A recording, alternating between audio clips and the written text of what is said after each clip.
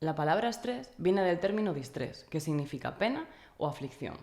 Desde un punto de vista más técnico, podemos definir el estrés como una relación entre la persona y el ambiente, en la que sentimos que las demandas del ambiente son mayores que las herramientas o capacidades que tenemos para hacerles frente.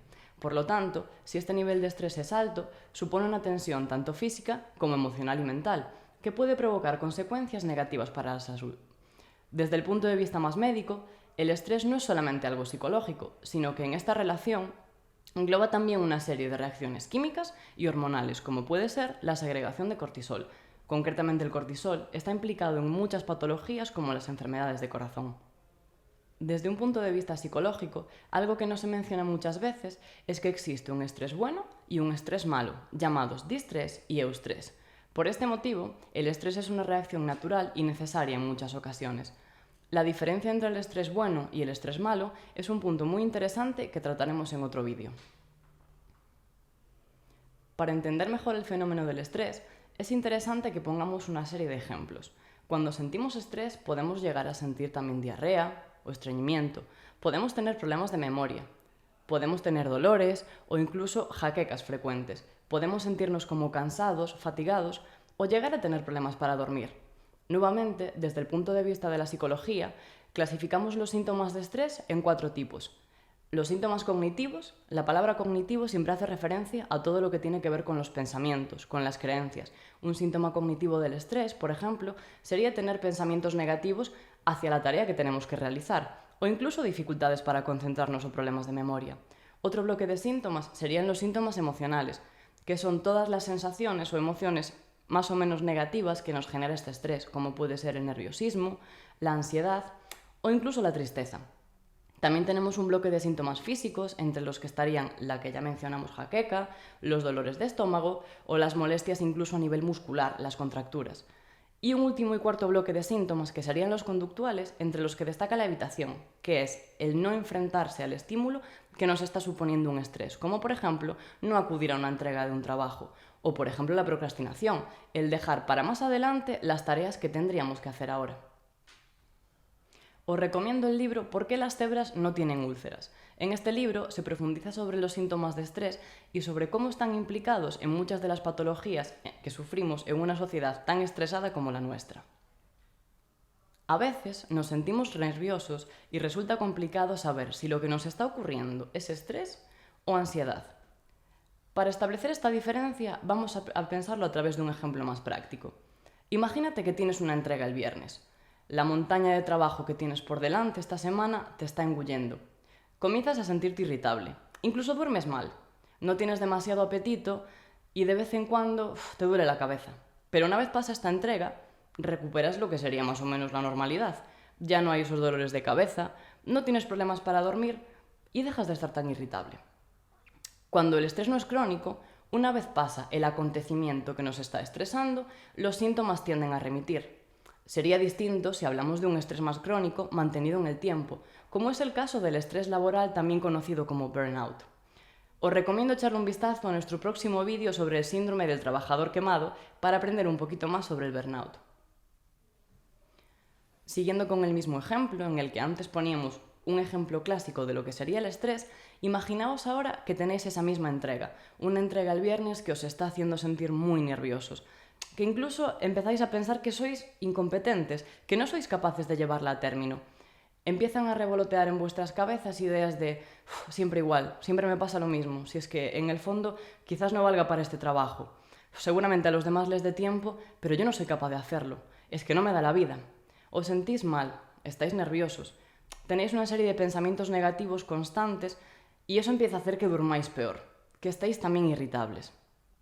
Pasa el viernes y pasa la entrega, pero seguís teniendo esos pensamientos negativos en la cabeza, seguís pensando que seguramente con el próximo trabajo que os manden os vuelva a pasar lo mismo, porque no os llegan las horas para hacer lo que tenéis que hacer, que quizás no sois capaces.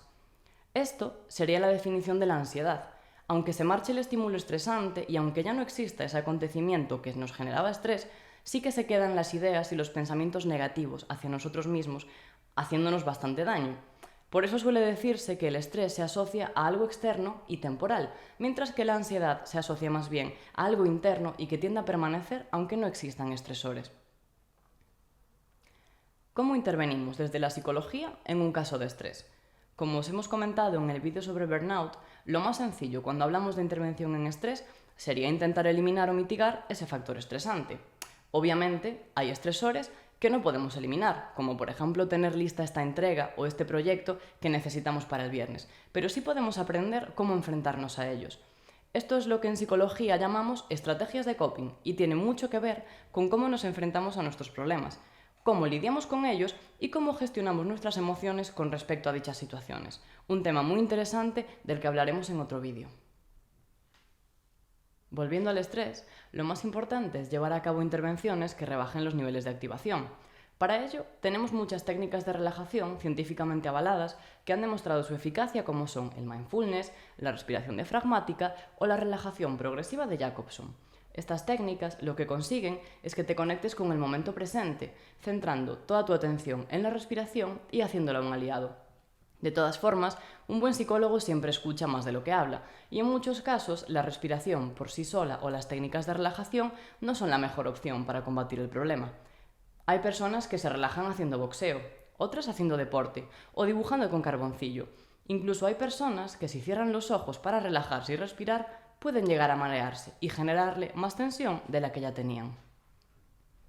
Por eso, toda intervención partirá de definir bien cuál está siendo el estresor, encontrar entre varias opciones cuáles son las más adecuadas a nosotros para rebajar estos niveles de activación.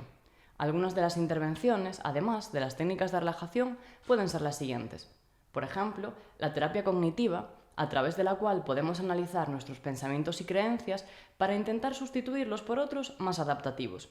Las autoinstrucciones, en las que nos hablamos a nosotros mismos diciéndonos cuáles son los pasos a seguir ante una situación estresante. La terapia grupal, en donde podemos compartir con más gente cómo nos sentimos ante determinados estresores recibiendo un feedback positivo por su parte. O las técnicas de resolución de problemas, en donde aprendemos cuáles son las formas más adaptativas de enfrentarnos a un problema. Como podéis ver, hay infinitas técnicas que se pueden utilizar. Lo más importante siempre será analizar bien cuál es el problema y las necesidades que tiene cada persona, para así brindarle herramientas que tengan un aval científico, pero sobre todo estén adaptadas a la situación personal de cada uno. No queremos hacer que la terapia para aliviar el estrés sea algo estresante, ¿verdad? Algunos tips y recomendaciones. Siempre que hablemos de recomendaciones desde la psicología, no debemos de olvidar los hábitos de vida saludables. Una buena intervención siempre es algo holístico, algo integral, que trata de reeducar a la persona en una serie de hábitos que ha aprendido y probablemente no sean muy adaptativos. Por eso, para paliar el estrés, además de las técnicas que ya comentamos, hacen falta una serie de cosas que debemos de saber. Algunas recomendaciones son las siguientes. 1.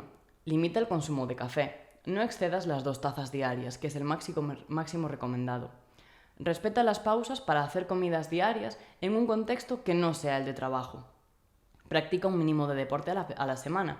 Muchas veces llevamos una vida muy sedentaria que provoca que acumulemos demasiada energía y nos genere estrés. Aprende a poner límites a los demás y a nosotros mismos. A veces hay cargas de trabajo, situaciones sociales o compromisos a los que no tenemos por qué hacer frente si no es extremadamente necesario. Reserva siempre un momento para ti durante todos los días. Este momento puede ser durante alguna de las técnicas de relajación que hemos aprendido, pero también puede ser un momento durante tu rutina, por ejemplo, en el desayuno, en la ducha o en cualquier otro punto del día. Mantén relaciones sociales siempre y cuando sean relaciones y vínculos sanos. Los seres humanos somos animales sociales y muchas emociones, como la tristeza o el miedo, no son negativas, sino que nos quieren decir algo. Este algo normalmente suele ser que necesitamos ayuda, que deberíamos de buscar compañía o mantenernos nosotros al margen durante un tiempo. Prioriza. Haz primero lo indispensable. Prioriza lo importante. Delega lo que no sea de tu competencia y utiliza la matriz de Eisenhower. Hablaremos de esta matriz en otro vídeo.